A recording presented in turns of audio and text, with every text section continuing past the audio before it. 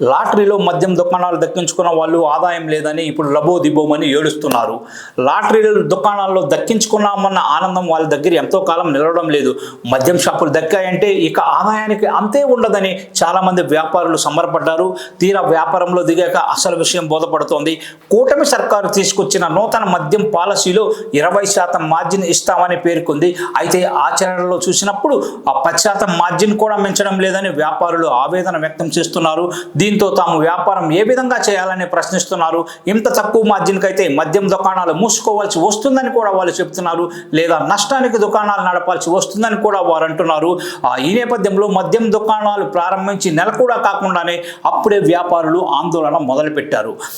ఏదో సుమారు 200 మంది మద్యం వ్యాపారులు విజయవాడలో సమావేశమై మార్జిన్ పెంపుపై ప్రభుత్వం దృష్టికి తీసుకెళ్లాలని నిర్ణయించారు.